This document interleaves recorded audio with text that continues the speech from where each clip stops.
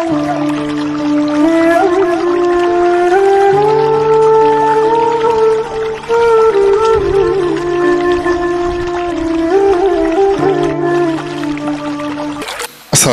warahmatullahi wabarakatuh. Alhamdulillahirrabbilalamin. Wassalatu wassalamu ala asyrafil anbiya'i wal mursalin Nabina wa bina Muhammadin wa ala alihi wa sahbihi ajmain. Amma ba'du. Puji syukur marilah kita panjatkan kehadirat Allah Subhanahu wa taala atas limpahan rahmat dan nikmat yang telah diberikannya kepada kita, terutama nikmat iman, nikmat Islam dan nikmat sehat walafiat. Salam serta salam semoga terlimpah curahkan kepada junjungan kita Nabi Muhammad SAW, pada keluarga, sahabat dan para pengikutnya, dan yang mana mudah-mudahan kita termasuk dalam pengikut beliau yang istiqomah menjalankan sunnahnya hingga akhir zaman. Amin ya rabbal alamin. Hadirin jemaah yang dirahmati Allah, alhamdulillah pada hari ini kita masih berikan kesempatan untuk berkumpul di Masjid An-Nur ini dalam melaksanakan kewajiban kita di pagi hari ini, yaitu yang pertama melaksanakan salat subuh berjamaah, dan yang kedua insya Allah dilanjutkan dengan kewajiban kita dalam menuntut ilmu. Alhamdulillah pada pagi hari ini telah hadir bersama kita yang kita muliakan Al-Ustadz Yusuf Akbar LC, yang akan menyampaikan tausiahnya dengan mengambil tema menghadirkan dan mengikhlaskan niat dalam amal ibadah. Baik, untuk itu kepada yang kami muliakan Al-Ustadz Yusuf Akbar LC dipersilahkan untuk menyampaikan tausiahnya. Terima kasih. Assalamualaikum warahmatullahi wabarakatuh. Bismillahirrahmanirrahim. Assalamualaikum warahmatullahi wabarakatuh. Alhamdulillah. Alhamdulillahilladzi bi ni'matihi tatimmus shalihat. أشهد أن لا إله إلا الله وحده لا شريك له له الملك وله الحمد وهو على كل شيء قدير وأشهد أن محمدا عبده ورسوله حبيبه وخليله صلوات الله وسلامه وبركاته عليه وعلى آله وأصحابه ومن تبعهم بإحسان إلى يوم الدين وبعد.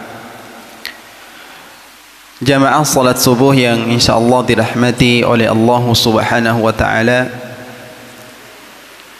puji syukur selalu senantiasa kita panjatkan kehadirat Allah Subhanahu wa taala, yang dimana pada pagi hari yang berbahagia ini Allah Subhanahu wa taala telah memberikan kita semuanya berbagai macam kebaikan.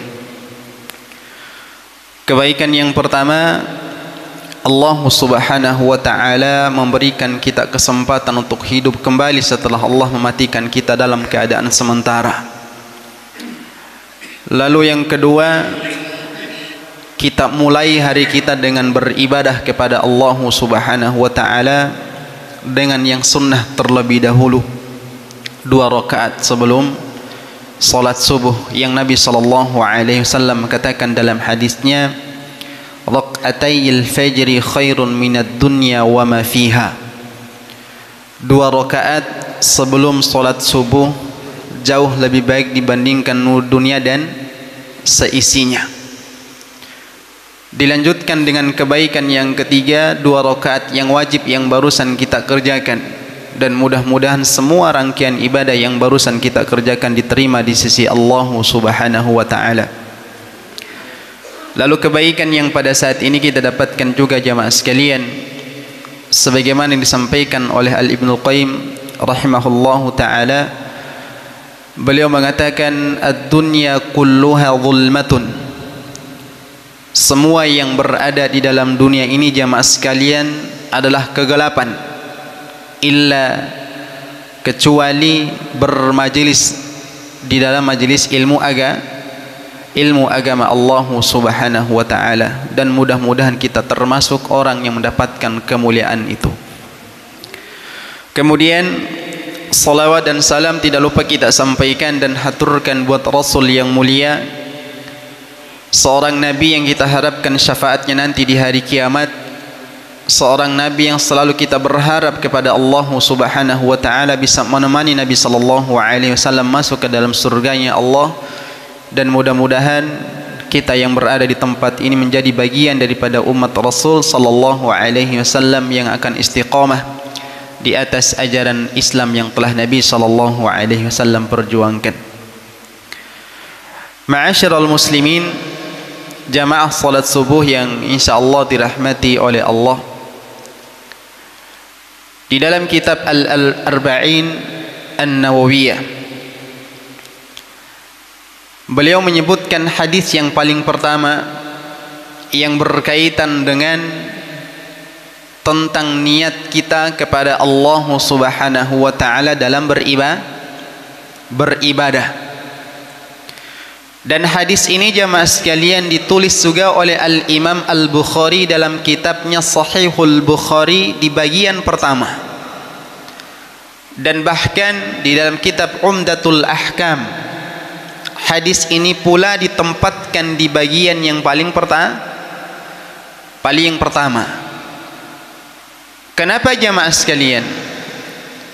Hadis dari sahabat yang mulia Umar bin Khattab radhiyallahu taala anhu yang berkaitan dengan innamal a'malu bin niyat. Sesungguhnya amalan itu tergantung daripada niat kita. Untuk apa kita laksanakan ibadah? Maka Nabi sallallahu alaihi wasallam melanjutkan hadisnya, wa innama likulli imri'in ma nawa.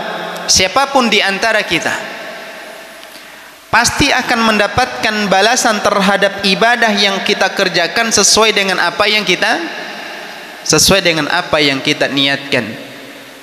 Lalu beliau mengatakan, faman kanat hijratuhu ila Allahi wa rasulihi fahijratuhu ila Allahi wa rasulihi. Setelah beliau menyebutkan yang pertama, lalu beliau memberikan contoh buat kita. Barang siapa yang hijrahnya untuk Allah dan juga atas mengikuti perintah dari Nabi sallallahu alaihi wasallam, maka apa kata Nabi? Fahijratuhu ila Allahi wa rasulihi, maka hijrahnya itu akan kembali kepada Allah dan juga Rasul sallallahu alaihi wasallam. Tetapi yang berkaitan dengan niat dunia jamaah sekalian, coba kita sedikit merenungi redaksi hadisnya. Wa man kanat hijratuhu lid-dunya aw imra'atin yanqihuha fahijratuhu ila ma hajara ilaih. Coba kita perhatikan jemaah sekalian.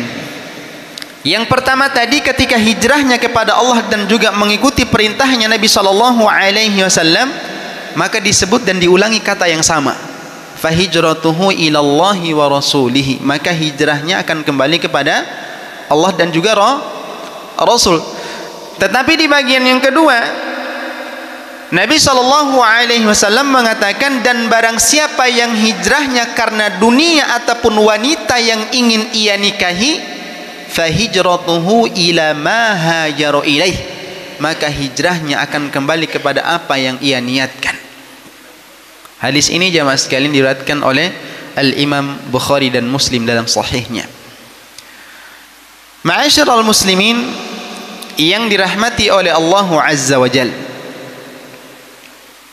kenapa kira-kira Nabi sallallahu alaihi wasallam tidak mengulangi kata yang sama di bagian yang kedua ketika niat hijrahnya itu untuk dunia dan juga wanita? Kenapa tidak dikatakan fahijratuhu ila dunya aw imra'atin yankihuha, tetapi hanya sekedar disebutkan maka hijrahnya itu akan dikembalikan kepada apa yang ia niatkan? Kenapa kira-kira jamaah sekalian?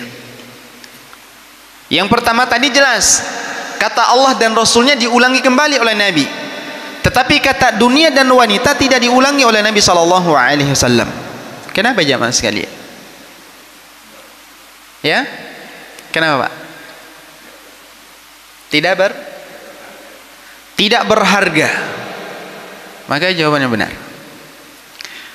Dalam hal ini jamaah sekalian, kenapa Nabi sallallahu alaihi wasallam tidak menyebutkan kembali kata dunia dan juga wanita yang ingin ia nikahi tahqiran li maqsudihi, sebagai bentuk penghinaan dan celaan bahwa apa yang ia niatkan terhadap kenikmatan dunia itu tidaklah berharga seperti yang beliau sampaikan tadi.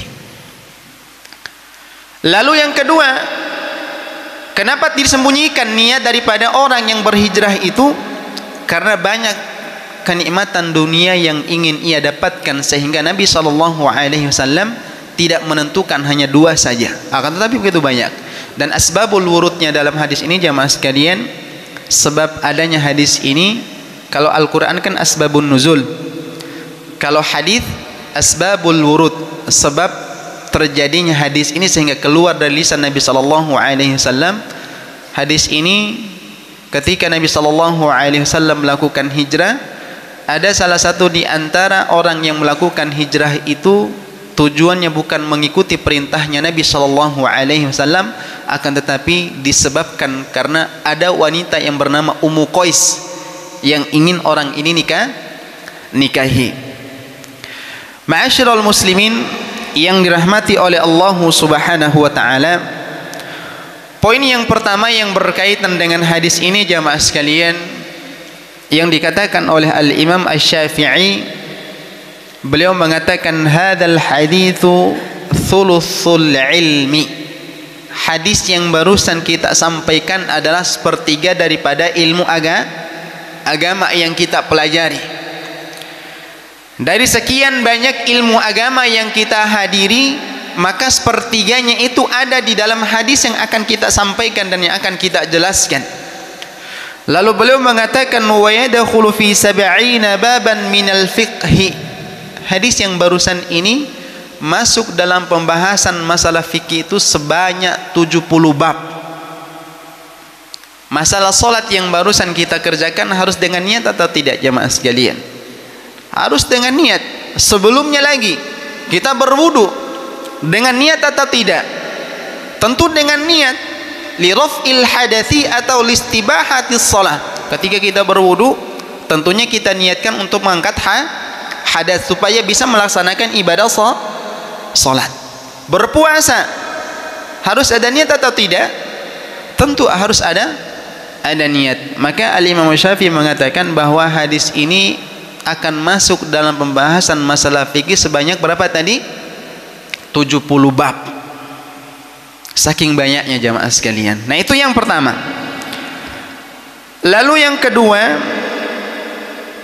yang disampaikan oleh penulis dalam hadis ini, wa'lam anna an-niyata syartun min sihhatil ibadah. Syarat diterimanya ibadah itu ada berapa jamaah sekalian? Ada 2. Yang pertama, ikhlas karena Allah. Lalu yang kedua, ittiba'ur rasul, mengikuti tata cara ibadah yang dicontohkan oleh Nabi.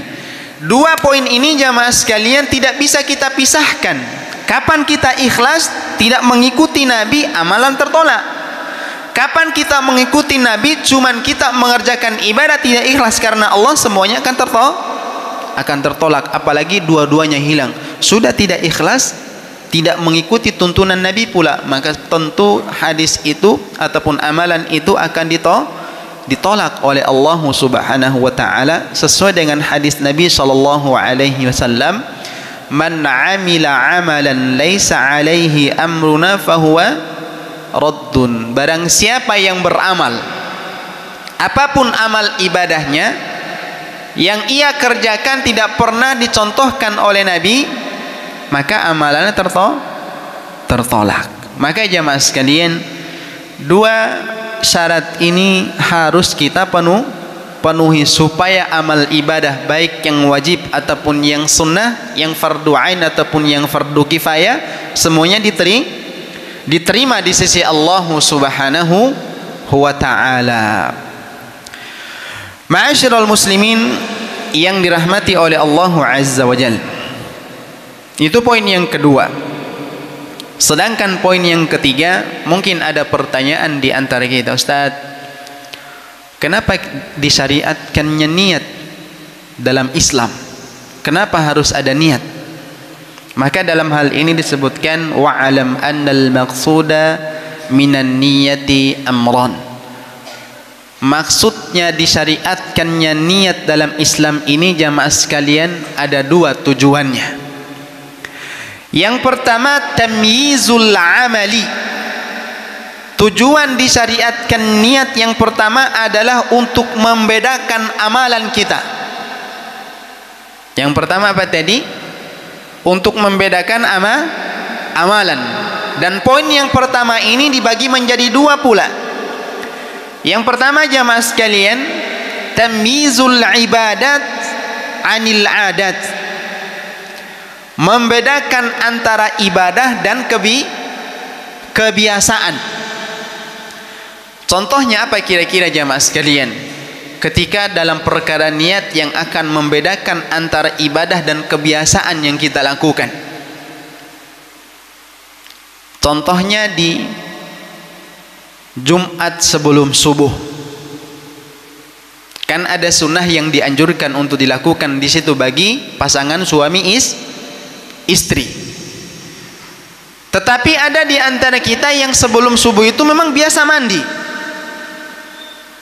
Nah, setelah berhubungan suami istri tadi, otomatis kan ada kewajiban yang harus kita lakukan. Apa namanya? Mandi janabah. Dan mandi janabah ini adalah bagian daripada ibadah. Nah, yang membedakan antara mandi janabah dan juga mandi seperti biasanya kita sebelum subuh adalah niat. Maka kalau seandainya ada yang mandi sebelum subuh dan tidak ia niatkan untuk mandi janabah, maka mandinya tidak sah. Karena mandi janabah ini adalah bagian daripada ibadah yang memang harus dihadirkan niat untuk mengangkat hadas besar. Sampai di sini paham jemaah sekalian? Oke. Nah, itu bagian yang pertama di poin yang pertama. Nah, contoh yang kedua untuk membedakan antara ibadah dan kebiasaan tadi. Ada orang yang tidak makan seharian. Antara dua. Entah dia berpuasa atau dia sedang dalam proses diet. Jadi antara kebiasaan diet ini dengan berpuasa yang membedakan apa? Niat kita. Maka dengan dua contoh ini jamaah sekalian, poin yang pertama insya Allah kita sudah paham. Nah, sedangkan yang kedua jamaah sekalian, tujuan daripada disyariatkannya niat ini adalah tamyizul ibadat ba'duha min ba'din. Membedakan tingkatan-tingkatan ibadah. Contohnya apa ini jemaah? Seandainya kita masuk di dalam masjid ini, ada orang yang memang datangnya telat. Nah, kita lihat dia melaksanakan 2 rakaat sholat. Nah, kita tidak tahu ini apakah yang dia lakukan itu 2 rakaat subuh atau 2 rakaat qobliyah subuh. Nah, yang membedakan antara yang wajib dan yang sunnah tadi adalah niat.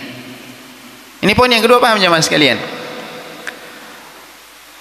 Kemudian ma'asyiral muslimin yang dirahmati oleh Allah Azza wa Jalla, itu adalah bagian pertama tamyizul amal, membedakan amalan. Dan ini dibagi menjadi 2. Yang pertama tadi apa? Membedakan antara ibadah dan kebiasaan. Lalu yang kedua, membedakan tingkatan ibadah. Nah, sekarang masuk poin yang kedua. Tujuan disyariatkannya niat dalam Islam. Tamyizul maqsudi minal amali.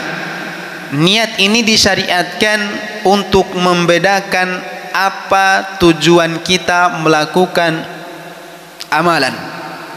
Apa semata-mata karena Allah atau ada unsur yang lain? Salah satu contohnya jamaah sekalian, kita pada saat ini duduk di majelis ilmu. Apakah duduknya kita di sini mengharapkan pahala dari Allah atau karena tidak enak? Kalau kita keluar dilihat sama jamaah dah, lebih baik duduk aja di majelis daripada kita diomongin sama jamaah. Nah, kalau seandainya kita duduk karena tidak enak sama jamaah yang lain melihat kita keluar sehingga kita dibicarakan, maka itu bukanlah keikhlasan, akan tetapi duduk karena tidak mau dicela, ataupun duduk karena ingin disanjung oleh teman kita ataupun saudara kita di tempat ini. Tetapi yang benar jamaah sekalian, duduknya kita di tempat ini semata-mata apa? Mengharapkan pahala dan ridho dari Allah. Yang Nabi SAW jamaah sekalian sampaikan, man yuridillahu bihi khairan yufaqihu fid din. Kita yang berada di tempat ini adalah hamba pilihan. Kenapa? Kalaupun Allah Subhanahu wa taala sudah memilih kita sebagai hamba terbaik, maka Allah akan memudahkan langkah kita untuk memahami agamanya ini. Nah, tinggal kita jemput kebaikan itu. Bagaimana caranya? Dengan mengikhlaskan niat semata-mata mengharapkan pahala dan ridho dari Allah Subhanahu wa taala. Ma'asyiral muslimin, jamaah salat subuh yang insyaallah dirahmati oleh Allah Azza wa Jalla. Berkaitan dengan masalah ini, mungkin hadis yang sering kita dengarkan di atas mimbar yang disampaikan oleh para khotib atau disampaikan oleh para ustaz di pengajian. Ada 3 golongan yang akan pertama kali yang akan diadili oleh Allah Subhanahu wa taala. Nabi SAW jamaah sekalian menyebutkan, awwalu man tusya'aru bihimun naru yaumal qiyamati. Manusia yang akan pertama kali yang akan diadili oleh Allah, manusia yang pertama kali yang akan dibakar oleh Allah dengan api neraka.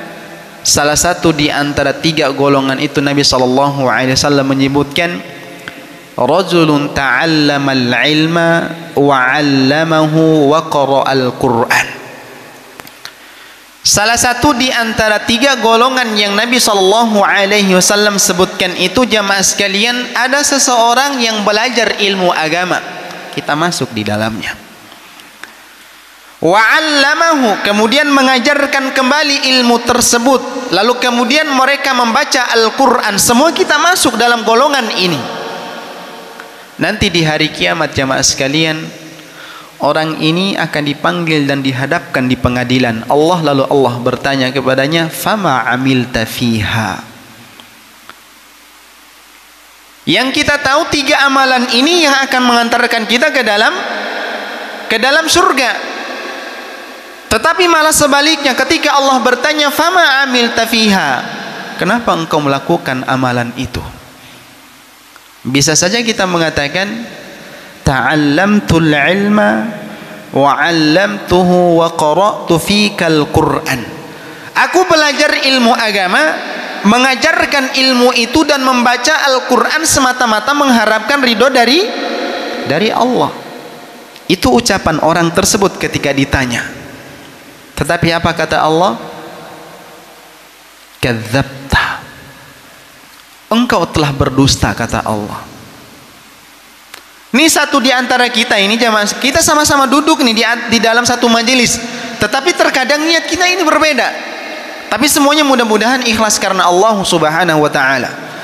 Bisa saja kita sembunyikan, saya ikhlas Ustaz, tetapi pada hakikatnya kita duduk di tempat ini semata-mata bukan karena Allah. Ketika Allah mendengarkan jawaban dari hamba ini, mengatakan, Allah mengatakan kadzabta, engkau telah berdusta, kata Allah. Walakin, akan tetapi, ta'allamtal ilma liyuqal alimun, engkau telah belajar ilmu agama supaya dipanggil sebagai orang yang alim.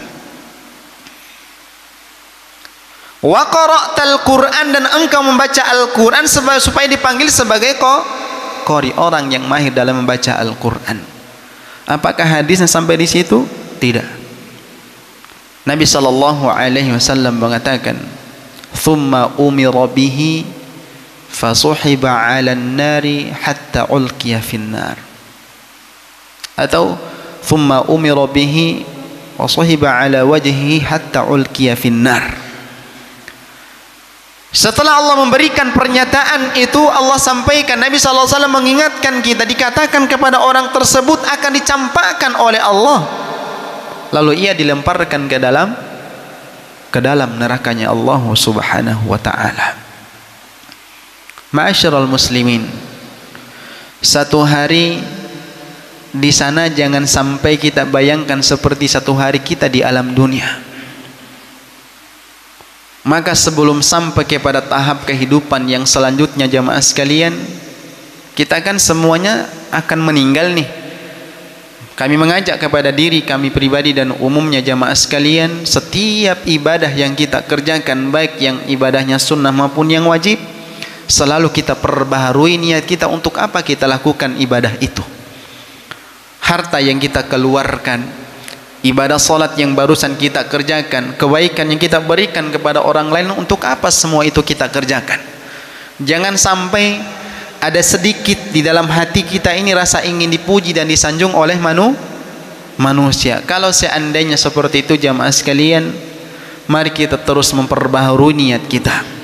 Karena penyakit yang paling susah untuk diobati seperti yang disebutkan oleh Ibnul Qayyim dalam kitab Tazkiyatun Nafs adalah obat penyakit hati itu paling susah untuk diobati. Karena hati kita ini jamaah sekalian terkadang bolak-balik, makanya disebut dengan qalbun, li'annahu yataqallab. Pada subuh ini kita berada di majelis yang mulia. Nanti ketika jam 6, jam 7 kita berada dalam satu tongkrongan yang bisa membicarakan dan menjatuhkan kehormatan satu sama lain. Maka teruslah meminta dengan doa yang diajarkan oleh Nabi SAW. Apa doanya? Ya muqallibal qulub tsabbit qalbi ala dinik, wa ya musarrifal qulub sarrif qalbi ila taatik. Itu doa yang telah diajarkan oleh Nabi SAW yang harus kita perbanyak baca. Ma'asyiral muslimin yang dirahmati oleh Allah Subhanahu wa ta'ala. Kemudian hadis ini kita masukkan dalam penerapan terhadap ibadah yang kita kerjakan. Syekh Mansur As-Suqub mengatakan, wa'alam, ketahuilah, annal amala idza dakhalahu riya, bahwa sesungguhnya amal ibadah yang kita kerjakan jikalau dimasuki oleh penyakit riya, fala yakhlu min haitsul butlani min halat, maka tidak akan terlepas dari beberapa keadaan dari sisi batal dan tidaknya ibadah tersebut. Maksudnya jamaah sekalian, ketika ada ibadah yang kita kerjakan lalu penyakit riya itu masuk dalam hati kita, nah masalah ini tidak akan terlepas dari beberapa keadaan yang akan kita sebutkan.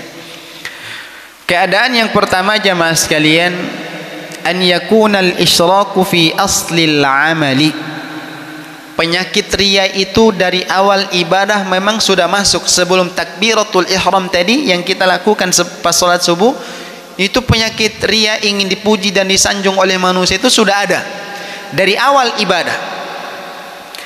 Maka dalam hal ini jamaah sekalian, fahadzal amalu min aslihi la yuqbal wa sahibuhu athim. Seandainya ada orang yang melakukan ibadah dari awal ia niatkan untuk mendapatkan pujian dan sanjungan dari manusia, maka hukum asal daripada ibadah ini tidaklah diterima dan pelakunya berdosa. Kalau seandainya tidak diterima Ustaz, apakah ada anjuran bagi kita untuk mengulang kembali ibadah tersebut? Dari sisi sahnya ibadah yang barusan dihukumi sah. Cuman dari sisi terima ataupun tidaknya, dan sudah kita pastikan bahwa amalan itu tidaklah diterima karena dia telah tidak menunaikan satu syarat diterimanya pahala ibadah adalah niat. Ma'asyiral muslimin dirahmati oleh Allah Azza wa Jalla. Itu keadaan yang pertama yang dimana penyakit riya itu dari awal memang masuk dalam hati kita, maka ibadah yang kita lakukan pada saat itu tidaklah diterima. Kemudian yang kedua, keadaan yang kedua jamaah sekalian, an yakuna mansya'ul amali lillah. Dari awal ia melaksanakan ibadah ikhlas. Misalkan di rakaat yang pertama kita ikhlas karena Allah Subhanahu wa ta'ala. lalu kemudian di pertengahan ibadah yang kita kerjakan muncul penyakit ria dalam hati kita, maka keadaan yang kedua ini jamaah sekalian tidak akan terlepas dari dua keadaan.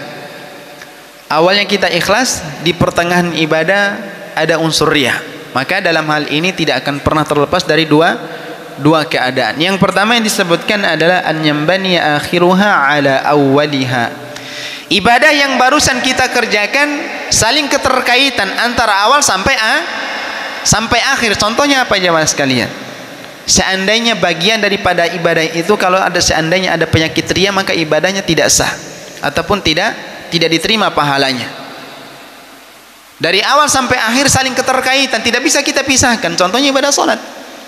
Karena pengertian dari ibadah salat adalah satu rangkaian ibadah yang dimulai dengan takbiratul ihram dan diakhiri dengan salam. Nah, kalau seandainya ibadah, contohnya salat subuh yang barusan kita kerjakan, mulai dari takbiratul ihram sampai selesai melaksanakan rakaat yang pertama kita ikhlas, lalu kemudian di rakaat yang kedua penyakit ria itu masuk, maka ibadah yang ia lakukan tidaklah diterima pahalanya di sisi Allah Subhanahu wa ta'ala. Itu bagian yang pertama. Lalu yang kedua, alla yambani akhiruha ala awwaliha. Ibadah yang barusan dilakukan tidak ada keterkaitan antara awal sama akhir. Contohnya apa ini? Contoh yang kedua jamaah sekalian. Jadi pahalanya itu tidak ada keterkaitan antara bagian pertama sama bagian yang kedua, atau antara awal sama atau awal, pertengahan dan akhir. Contohnya bacaan Al-Quran kita. Kalau seandainya kita baca di halaman pertama kita ikhlas, halaman pertama diterima pahalanya di sisi Allah. Di halaman yang kedua yang tadinya kita baca dalam keadaan sendiri, datang teman karena bacaan kita bagus sehingga kita perbagus lagi supaya didengar sama saudara kita yang barusan datang, itu kan sudah tidak ikhlas di halaman yang kedua. Maka halaman yang pertama diterima, halaman yang keduanya tidak. Karena jamaah sekalian, antara halaman pertama dan halaman kedua ini dua halaman yang akan berbeda kita terima pahalanya di sisi Allah. Contoh yang kedua, kita punya uang 1 juta rupiah. Di waktu yang sama kita infakkan untuk Masjid An-Nur. Kita ikhlas mengharapkan pahala ridho dari Allah Subhanahu wa ta'ala. Di waktu yang sama ada fakir miskin yang lewat, dan kebetulan banyak orang yang melihat pada saat itu. Kita keluarkan 500 ribunya supaya ingin dipanggil sebagai orang yang dermawan. 500 ribu yang pertama akan dicatat sebagai pahala kebaikan. 500 ribu yang kedua tidak dicatat sebagai kebaikan. Kenapa? Karena 500 ribu yang kedua itu dia keluarkan hartanya tidak mengharapkan pahala dari Allah Subhanahu wa ta'ala. Lalu kemudian jamaah sekalian, poin yang ketiga. Yang pertama tadi adalah ria itu memang dari awal ibadah sudah ada, maka ibadahnya tertolak pahalanya. Poin yang kedua, dari awal ibadah kita ikhlas, di pertengahan ibadah ada penyakit ria, dan ini dibagi menjadi dua. Yang pertama tadi apa? Ibadah itu saling keterkaitan antara awal sama akhir. Yang kedua, tidak ada keterkaitan antara awal dan akhir. Nah, sekarang kita masuk poin yang ketiga. An yakunal hamilu 'alal amali iradata wajhillah. Orang yang melakukan amalan ini mengharapkan pahala dari Allah. Walakin tara'at 'alaihi khawatiru khalqillah. Akan tetapi masuk dalam hatinya itu rasa ingin dilihat dan dipuji dan disanjung oleh makhluk Allah Subhanahu wa ta'ala. Lakinnahu jahadaha. Poin yang ketiga ini jamaah sekalian hampir sama dengan poin yang kedua. Tetapi poin yang kedua itu tidak ada usaha untuk menghilangkan tadi penyakit ria. Yang ketiga ini dari awal ia laksanakan ibadah mengharapkan pahala dari Allah. Lalu kemudian masuk penyakit ria dalam hatinya. Nah, setelah masuknya penyakit itu, ada usaha dari dirinya untuk menghilangkan dan juga meminta perlindungan dari Allah Subhanahu wa taala supaya penyakit ria tadi dihilangkan oleh Allah dalam hatinya. Maka apa kata beliau? Fahadha mimma yurja an yu'fa anhu wa yu'anu sahibuhu. Maka bagian yang ketiga ini jamaah sekalian yang diharapkan akan dimaafkan oleh Allah Subhanahu wa taala dan pelakunya akan dibantu, dimudahkan untuk dihilangkan penyakit ria dari hatinya. Berarti dalam hal ini jamaah sekalian 50-50 antara diterima atau tidak pahala yang di sisi Allah Subhanahu wa taala, dan itu tergantung daripada usaha yang ia lakukan. Kalau seandainya usahanya itu memang sampai menghilangkan penyakit ria dari hatinya, maka insya Allah mudah-mudahan pahala ibadahnya diterima oleh Allah Subhanahu wa taala. Itu bagian yang ketiga. Lalu bagian yang keempat, yang ini yang kita harapkan. Pertama, bermasalah. Ini problem. Yang kedua, juga problem. Yang ketiga, masih ada masalah juga. Karena masih ada rasa ingin dipuji dan tidak ikhlas karena Allah Subhanahu wa taala. Lalu keadaan yang keempat ini jamaah sekalian, an yufarrigha minal ibadati wa huwa mukhlisun lillah. Dia melaksanakan ibadah ikhlas karena Allah Subhanahu wa taala. Jadi ini yang kita harapkan. Semua aspek kehidupan kita dari sisi ibadah ini, maka semuanya kita mengharapkan ridho dan pahala dari Allah ketika kita melaksanakan ibadah tersebut. Ma'asyiral muslimin yang dirahmati oleh Allah Subhanahu wa taala. Sampai poin ini bisa dipahami jamaah, baru kita lanjut ke poin yang selanjutnya. Oke. Insya Allah paham atau tidak ini? Ya. Karena kadang-kadang kita tuh insya Allah supaya menghindari dosa jamaah kalian. Ya, mudah-mudahan insya Allah kita pahami semua insya Allah. Nah kemudian tadi kan ada celaan terhadap orang yang meniatkan sesuatu dalam perkara akhirat untuk mendapatkan dunia. Salah satu contoh yang Nabi SAW sebutkan dalam hadis tadi kan, hijrah itu adalah ibadah. Berapa kali dalam Islam hijrah yang dilakukan oleh para sahabat dan juga Nabi SAW? Berapa kali jamaah sekalian hijrah dalam Islam? Dua kali. Hijrah pertama kemana? Ethiopia ataupun Habasyah, negaranya Bilal bin Rabah. Kemudian yang kedua hijrah ke Madinah. Maka jamaah sekalian, perkara hijrah ini adalah perkara yang sangat besar pahalanya di sisi Allah. Makanya Nabi SAW menyebutkan ada celaan terhadap orang yang niatkan hijrahnya karena dunia. Lalu apakah semua yang kita kerja dalam perkara dunia ini Ustaz akan dicela oleh syariat Islam? Maka dalam hal ini ada pengecualian. Yang dicela dalam perkara ini jamaah sekalian ada dua. Yang pertama, idza azhara annahu yatlubul akhirata, yang jikalau dalam perkara agama, perkara akhirat, kita menunjukkan ingin mendapatkan pahala di akhirat, akan tetapi pada hakikatnya dia melakukan amalan yang bisa mendatangkan pahala di akhirat itu untuk mendapatkan kenikmatan dunia. Contohnya jamaah sekalian, kita bersedekah.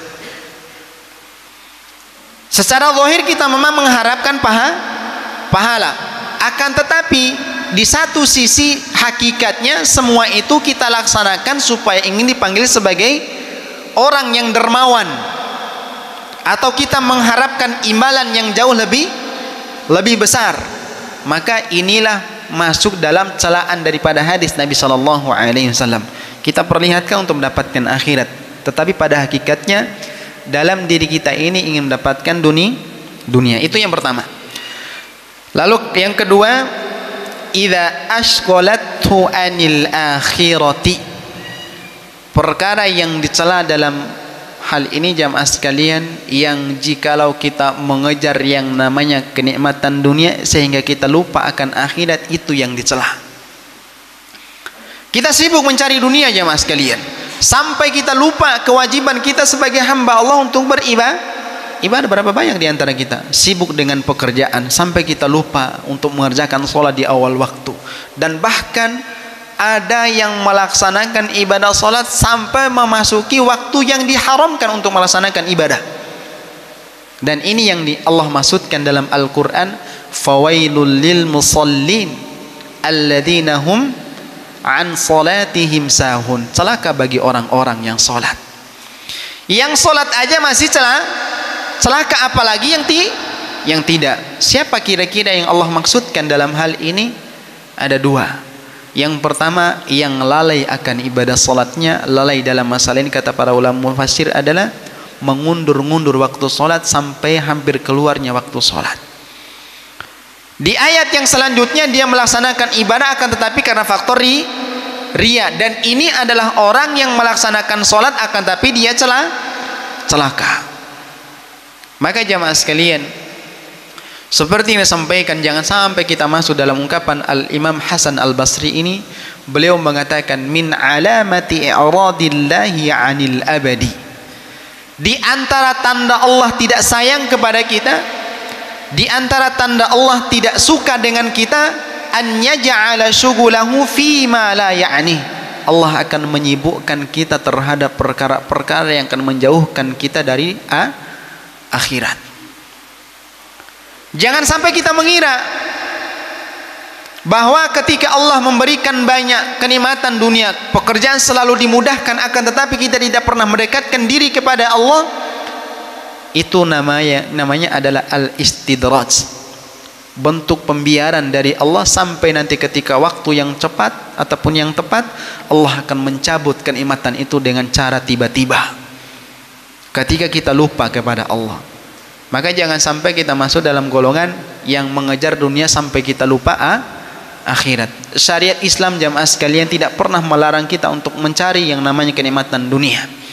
Cuman jangan sampai ambisi kita itu memang kenikmatan dunia sehingga kita lupa akan akhirat. Ma'asyiral muslimin yang dirahmati oleh Allah Azza wa Jalla. Masuk dalam poin yang selanjutnya.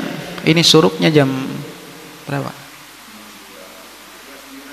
Oke, nanti kami izin untuk menyelesaikan dulu jamaah sekalian supaya tidak tanggung.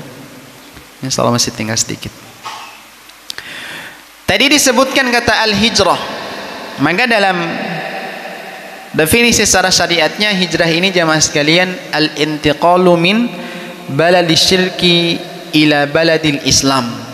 Berpindah dari tempat yang penuh dengan kesyirikan ke tempat yang penuh dengan nilai-nilai Islam. Makanya dulu ketika Nabi SAW berada di Makkah, maka memerintahkan para sahabatnya untuk hijrah ke Habasyah untuk mendapatkan keamanan. Lalu setelah itu Nabi SAW yang jumlahnya tidak banyak ketika hijrah ke Habasyah. Nah, ketika hijrah yang kedua, karena kita tahu di Makkah jamaah sekalian kesyirikan, dan bahkan di sekeliling Ka'bah itu banyak patung-patung yang dibuat pada saat itu, sehingga mereka hijrah ke Madinah. Maka definisi daripada hijrah ini jamaah sekalian berpindah dari tempat yang penuh dengan kemaksiatan, penuh dengan kesyirikan, ke tempat yang penuh dengan nuansa-nuansa Islamnya. Maka ma'asyiral muslimin, apa hukum hijrah? Apakah hijrah ini masih berlaku atau tidak di zaman kita sekarang?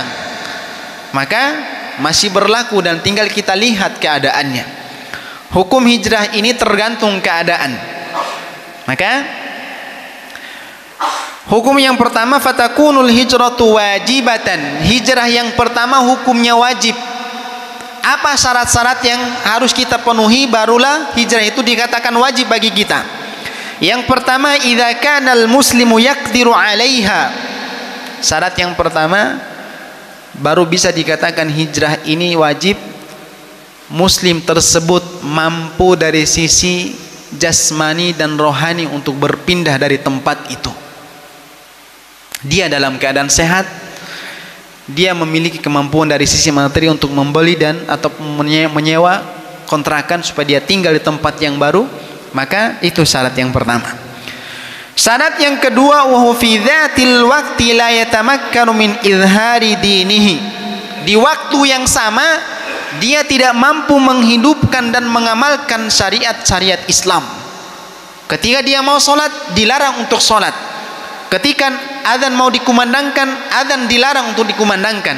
Maka pada saat itu orang tersebut wajib untuk berpindah dari tempat itu.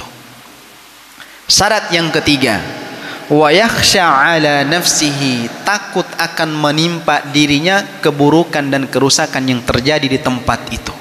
Maka tiga syarat ini, yang pertama tadi apa? Mampu dari sisi jasmani dan rohani. Yang kedua, tidak mampu untuk menghidupkan syariat-syariat Islam di tempat kita tinggal pada saat itu. Lalu yang ketiga apa? Takut akan menimpa diri kita keburukan dan kemaksiatan di tempat itu. Maka kalau sudah memenuhi tiga syarat ini, maka hukumnya apa? Wajib. Tapi di sini insya Allah aman jamaah sekalian. Buktinya kita bisa melaksanakan sholat subuh, azan dikumandangkan, kajian subuh tetap dijalankan. Insya Allah kita tidak harus berpindah. Okay. Itu yang pertama, hukumnya wajib. Lalu yang kedua, wa takunu mustahabbatan fi halataini, yang hukumnya sunnah dalam dua keadaan. Yang pertama adalah idza kana yatamakkanu min izhari dinihi fi baladihi bila mudayaqatin. Yang sunnah keadaan pertama adalah jikalau ia mampu untuk menghidupkan syariat-syariat Islam tanpa kesulitan, tidak ada kesulitan. Jadi bebas mau melaksanakan ibadah, mau kurban pun iya, mau ibadah pun iya, boleh. Jadi bisa ia laksanakan. Lakinnahu arada al-hijrata liyakuna fi biladil muslimin.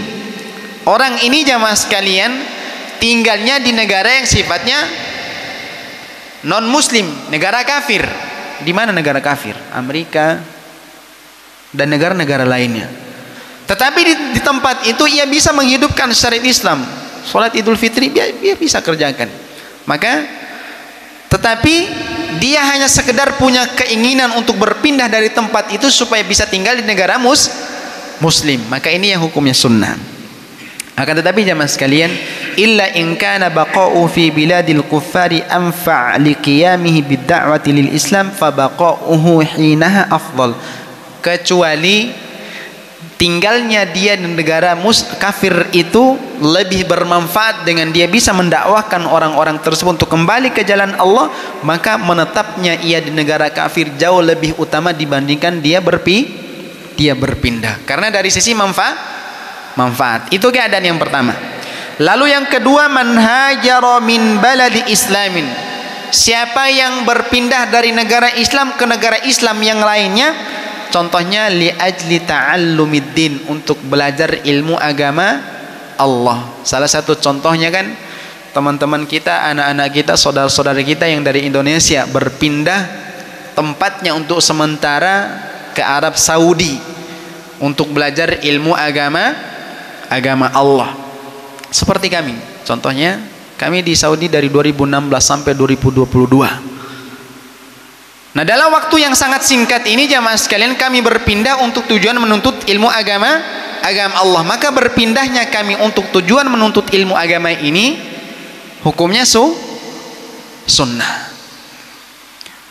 Maka itu adalah dua hukum yang berkaitan dengan masalah hijrah. Nah, kemudian poin yang selanjutnya jamaah sekalian, hijrah ini ada 3 jenis. Maka belum menyebutkan annal hijrata anwa'u thalathatin. Ada 3 jenis hijrah. Hijrah yang pertama, karena kata hijrah ini lagi tren sekarang. Bahkan ada kajian yang khusus orang-orang yang berhijrah, yang mendapatkan hidayah dari Allah, yang sebelum bermaksiat lalu Allah kasih hidayah untuk kembali kepada Allah Subhanahu wa taala. Maka hijrah ini ada 3 jenis. Hijratul makan, berpindah tempat, yang barusan kita jelaskan, dari tempat yang penuh dengan kemaksiatan ke tempat yang ada nuansa Islam, ini sudah jelas. Lalu yang kedua, hijratul amal, berpindah dari amal keburukan, dari amal kemaksiatan ke amal yang penuh dengan ketaatan. Kalaupun seandainya ada di antara kita, Ustaz, saya sudah hijrah, Ustaz, saya sudah mendapatkan hidayah, saya sudah meninggalkan tempat-tempat keburukan, Ustaz, tetapi di satu sisi dia masih mabuk-mabukan, memakai obat-obat terlarang, meminum minuman khamar, maka dari sisi amalan dia belum dikatakan hijrah.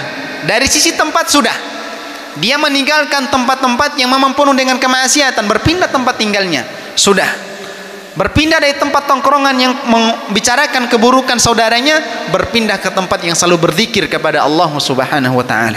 Akan tetapi dari sisi amalan dia belum bisa meninggalkan kemaksiatan, maka orang ini belum bisa dikategorikan hijratul amal.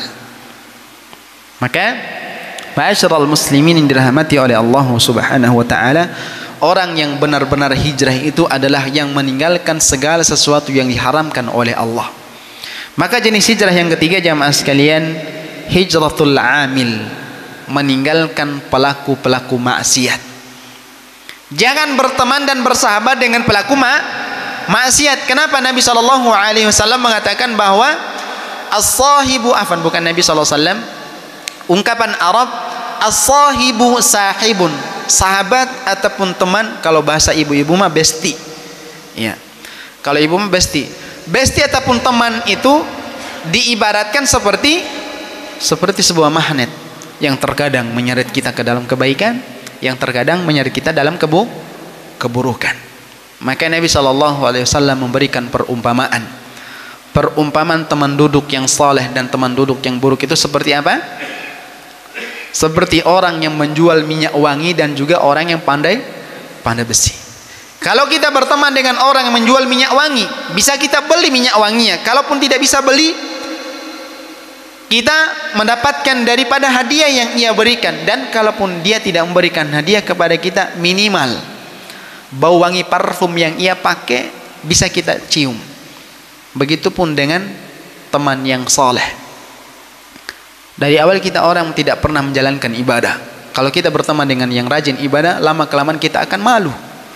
Dan setelah muncul rasa malu, akan ada keinginan untuk melaksanakan ibadah seperti teman kita kerjakan. Nah, berbeda 180 derajat dengan orang yang berteman dengan pandai besi. Ada beberapa hal yang bisa kita dapatkan dari berteman tersebut dengan pandai besi. Yang pertama, apa kira-kira? Baju kita akan terbakar kalau kita mendekati orang yang pandai besi. Kalau tidak, yang kedua, bau daripada asap orang tersebut kita akan mencium, kita akan dapatkan. Maka begitupun dengan orang yang berteman dengan pelaku maksiat. Lama kelamaan, kalaupun seandainya kita berteman terus menerus dengan mereka, pasti kita akan masuk dalam golongan mereka. Maka jamaah sekalian, Nabi SAW telah mengingatkan kita bahwa kita akan dibangkitkan bersama dengan siapa kita berteman. Kalau kita berteman dengan yang pandai hadir di majelis ilmu, kita akan dikumpulkan oleh Allah nanti di hari kiamat di dalam surga. Tetapi kalau sebaliknya, kita berteman dengan lisan yang begitu gampang menjatuhkan kehormatan orang lain, kita akan dibangkitkan dengan mereka pula. Maka jamaah sekalian, selektiflah dalam memilih teman. Lalu poin yang terakhir jamaah sekalian dirahmati oleh Allah Azza wa Jalla, kami izin untuk menyampaikan poin yang terakhir ini jamaah sekalian. Di sini beliau sampaikan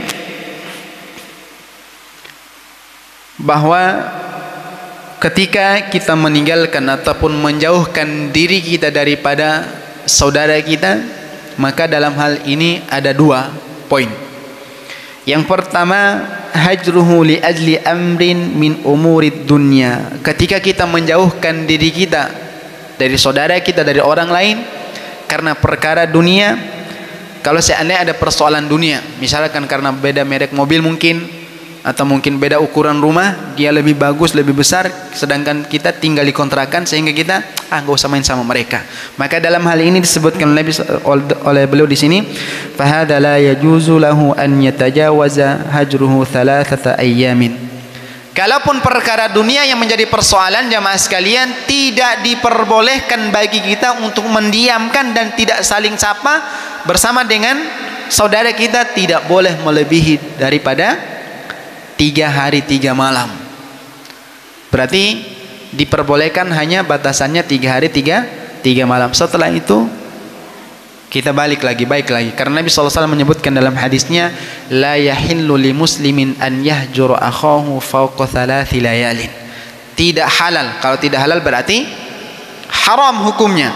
Kita mendiamkan saudara kita lebih daripada 3 malam. Dalam riwayat yang lain 3 hari. Berarti kalau kita gabungan 3 hari 3 malam. Lalu siapakah di antara mereka yang terbaik, Ustaz? Kalau seandainya sudah terlanjur saling mendiamkan satu sama lain karena perkara dunia, yang Nabi SAW sebutkan, wa khairuhum alladhi yabda'u bis salam. Yang terbaik di antara mereka berdua adalah yang memulai mengucapkan salam. Maka kalau kita ada masalah jamaah sekalian, jangan sampai kita melebihi 3 hari 3 malam. Kalau perkara dunia, tetapi kalau perkara akhirat, maka di sini sebutkan hajruh li ajli amri dini. Dia meninggalkan saudaranya karena perkara agama, kataksirihi fi ta'at, seperti dia lalai menjalankan ketaatan. Maka dalam hal ini jamaah sekalian, kalau seandainya menjauhnya kita daripada orang tersebut memberikan dampak yang positif, misalkan ada orang yang hanya sekedar menjalankan sholat isya, kita tidak suka, dia teman kita, akhirnya kita menjauh dari dia. Nah, kalau seandainya menjauhnya kita dari orang tersebut membawa ataupun memberikan dampak yang positif sehingga dia berubah dan mengintrospeksi dirinya supaya kembali ke ketaatan, maka boleh kita menjauh daripada orang tersebut. Akan tetapi jamaah sekalian, kalau seandainya menjauhnya kita dari orang tersebut malah membuat ia jauh lebih jatuh dalam kemaksiatan kepada Allah, maka bersamanya kita dengan dia jauh lebih utama seiring kita mendakwahkan dan mengajak dia untuk kembali kepada Allah Subhanahu wa taala. Maka jamaah sekalian yang dirahmati oleh Allah Azza wa Jalla, dengan hadis ini mudah-mudahan kita bisa terapkan dalam setiap amal ibadah kita. Mudah-mudahan kita bisa melakukan ketaatan dan ibadah kepada Allah semata-mata mengharapkan pahala dan surga dari Allah Subhanahu wa taala. Dan mudah-mudahan apa yang kami sampaikan pada pagi hari ini bermanfaat bagi kami pribadi dan umum bagi jamaah sekalian. Maka jamaah yang dirahmati oleh Allah, janganlah pernah mengira bahwa kami yang duduk di hadapan jamaah sekalian itu paling baik. Tidak. Bisa jadi kami yang paling pertama diseret oleh Allah dalam neraka. Makanya kami meminta kepada jamaah sekalian, kalaupun seandainya nanti di hari kiamat jamaah telah dahulu masuk ke dalam surga dan tidak mendapatkan kami dalam surga, sampaikan kepada Allah dan carilah kami, sampaikan bahwa kita pernah satu majelis dalam Masjid An-Nur ini, dan mudah-mudahan harapannya kita bisa semuanya masuk ke dalam surganya Allah Subhanahu wa taala. Itu bisa kami sampaikan, lebih dan kurang kami mohon maaf. Dan sebelum kami tutup, mungkin ada di antara jamaah sekalian yang mau bertanya ataupun ada sesuatu yang kurang jelas, mungkin bisa ditanyakan. Falyatafaddalu mashkura wa ma'jura. Baik, selanjutnya untuk sesi diskusi atau tanya jawab dipersilakan kepada para jemaah untuk bertanya. Assalamualaikum warahmatullahi wabarakatuh. Ustadz, ada yang saya ingin tanyakan. Yang pertama tadi kan Ustadz sampaikan bahwa niat itu dilakukan sebelum kita melakukan amalan ya Ustaz ya. Nah, boleh nggak kalau niat itu kita lakukan setelah kita melakukan amalan? Contoh gini, misal ya saat sholat Jumat kita masukin uang ke kotak amal, itu kita nggak niat apa-apa Ustaz, tapi setelah sampai rumah baru ingat, oh ya tadi naruh kotak amal. Udah deh, saya niat tadi sedekah saya, infak saya di kotak amal itu saya niatin buat orang tua. Jadi niatnya beberapa saat setelah kita melakukan amalan. Syukran Ustaz. Makasih. Assalamualaikum warahmatullahi wabarakatuh. Jamaah sekalian dirahmati oleh Allah Azza wa Jalla, dalam hal ini ketika berkaitan dengan sesuatu yang wajib, maka niat itu tidak diperbolehkan untuk kita hadirkan setelah amalan. Contohnya misalkan salat, setelah selesai salam baru kita niat, maka sholatnya tidak sah. Kenapa? Karena arti dari dan definisi daripada niat itu jamaah sekalian harus berbarengan dengan amalan yang kita lakukan. Contohnya sholat, niat itu kapan? Ketika sebelum takbiratul ihram, ketika kita mau masuk di rukun yang kedua. Rukun pertama kan niat, rukun kedua adalah takbiratul ihram. Nah, sebelum takbiratul ihram itu niat harus berbarengan dengan ibadah yang kita laksanakan. Kalau sesuatu yang wajib niat kita setelah amalan, maka ibadah yang wajib itu tidaklah sah. Berbeda dengan yang sunnah seperti yang barusan beliau sebutkan. Karena Nabi SAW telah memberikan contoh dalam hal ini ketika beliau datang ke rumah istrinya dan bertanya, apa yang ada di dalam rumahmu? Istri mengatakan apa? Tidak ada sesuatu. Kalau begitu fa ini shaim. Ini kan sudah lewat nih beberapa waktu. Maka lalu beliau katakan sallallahu alaihi wasallam, kalau begitu saya akan berpuasa. Maka dalam perkara-perkara yang sunnah jamaah sekalian seperti sedekah, infak dan sebagainya, maka boleh bagi kita untuk menghadirkan niat setelah kita keluarkan infak dan sedekah itu, dan insyaallah akan bernilai pahala di sisi Allah Subhanahu wa taala. Dan satu yang harus kami ingatkan bahwa jangan pernah menganggap kecil amal kebaikan yang pernah kita kerjakan, karena farubba amalin saghirin tu'azzimuhu niyah, bisa jadi amalan yang kita anggap itu pahala yang kecil bisa jadi besar disebabkan karena niat. Lalu sebaliknya, farubba amalin kabirin tusaghiruhu niyah, bisa jadi amalan yang pahala yang besar tapi sedikit pun tidak bisa kita dapatkan pahalanya disebabkan karena niat. Maka jamaah sekalian, sekecil apapun amal yang kita lakukan, maka tetap harus kita ikhlaskan karena Allah Subhanahu wa taala. Wallahu taala bissawab. Gitu Pak ya. Ustaz, mau nanya boleh? Bismillahirrahmanirrahim. Assalamualaikum warahmatullahi wabarakatuh. Ustaz, kaitannya tadi dengan hijrah, kalau hijrahnya terpaksa hukumnya gimana ya? Misalnya sebetulnya kita nggak mau pindah, tapi karena digusur dipaksa dari jadi wilayah itu, misalnya contohnya jadi pik yang ini kan digusur tuh, kita nggak kepengen sebenarnya digusur atau pindah atau hijrah, itu hukumnya gimana tuh? Terima kasih. Ya, jamaah sekalian yang dirahmati oleh Allah Subhanahu wa taala, kalau hal ini tidak masuk dalam hukum sebenarnya, karena ini kan berkaitan dengan masalah undang-undang yang berlaku di negara kita. Ini kembalikan kepada maslahat dan mudaratnya. Kalau seandainya berpindahnya kita ada maslahatnya di situ, maka berpindah. Tetapi kalau seandainya menetapnya kita di situ memang mendatangkan mudarat, ini kan membahayakan buat diri kita. Dan di antara maqasidus syariah, di antara tujuan syariat ini dihadirkan di atas muka bumi ini jamaah sekalian ada 5. Salah satu di antaranya adalah menjaga keselamatan jiwa. Nah, ketika ada ketentuan dari pemerintahan kita untuk kita dipindahkan karena mau digusur, apalagi di situ kita tidak punya hak misalnya, maka dalam hal ini wajib kita berpindah. Kenapa? Karena mengikuti peraturan yang berlaku. Karena di dalam Al-Quran disebutkan bahwa wa ati'ullaha wa ati'ur rasul wa ulil amri minkum. Dalam ayat ini Allah perintahkan untuk taat kepada Allah, untuk taat kepada Rasul. Nah, dua ketaatan ini berlaku secara mutlak. Apapun yang Allah perintahkan, apapun yang Allah suruh, dan begitu pun dengan Rasul, maka secara mutlak kita harus ikuti. Nah, ketika di ulil amri minkum, kita lihat pemimpin kita apakah kebijakan itu selaras tidak dengan syariat Islam, apakah ada sisi manfaatnya buat kita. Maka kalau seandainya ada, wajib bagi kita untuk mentaati ketentuan dan peraturan di situ.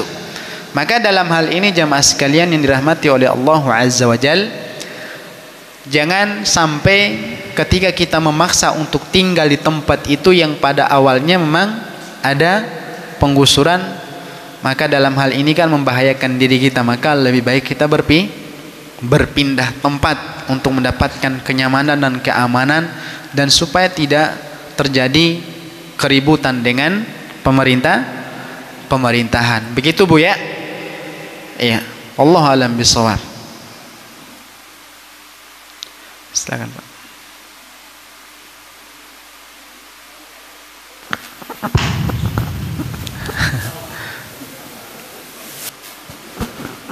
Assalamualaikum warahmatullahi wabarakatuh. Saya mau menyampaikan sebuah hadis riwayat At-Tirmidzi mengenai sholat, Ustaz. Siapa saja yang sholat subuh secara berjamaah kemudian duduk dengan berzikir kepada Allah sampai terbit matahari, kemudian sholat 2 rakaat, maka ia akan mendapatkan pahala sebagai mana haji dan umroh yang sempurna. Hadis At-Tirmidzi. Pertanyaan saya, bagaimana dengan ibu-ibu yang sholatnya di rumah, Ustaz? Itu pertanyaan saya, Ustaz. Terima kasih. Wassalamualaikum warahmatullahi wabarakatuh. Jemaah yang dirahmati oleh Allah Azza wa Jalla. Hadis tadi diriwayatkan oleh Imam At-Tirmidzi dalam sunannya yang berkaitan dengan pahala orang yang sholat berjamaah di masjid. Dalam hal ini yang pertama yang kami sampaikan, pahala yang sempurna di situ tentu tidak bisa kita samakan dengan pahala orang yang melakukan haji secara langsung. Jauh berbeda, tidak bisa kita samakan. Dari sisi pahala yang kita dapatkan, cuman dari sisi keutamaan dan lain sebagainya, otomatis orang yang berhaji jauh lebih utama mendapatkan pahala. Di satu sisi karena dia telah menunaikan rukun Islam yang kelima. Lalu yang kedua karena mereka mendapatkan masyaqqat, tantangan dan rintangan ketika melaksanakan ibadah haji dan lain sebagainya. Nah, terkait dalam masalah ini, poin yang kedua bahwa tempat sholat yang utama bagi seorang wanita adalah di rumah. Ini tidak bisa kita bantah lagi, pernyataan dari Nabi SAW.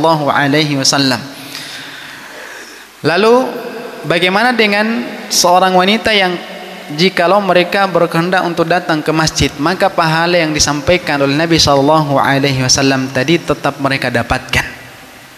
Kalau seandainya mereka telah memenuhi syarat, mereka duduk datang di sini untuk melaksanakan sholat berjamaah, kemudian berzikir kepada Allah Subhanahu wa taala, maka dalam hal ini mereka tetap akan mendapatkan pahala seperti yang disebutkan oleh Nabi SAW. Tetapi lagi-lagi jamaah sekalian, sholatnya wanita di rumah jauh lebih utama. Sedangkan bagi kita laki-laki, nanti jamaah sekalian akan mendapatkan ilmu ini dalam pembahasan masalah fikih di dalam kitab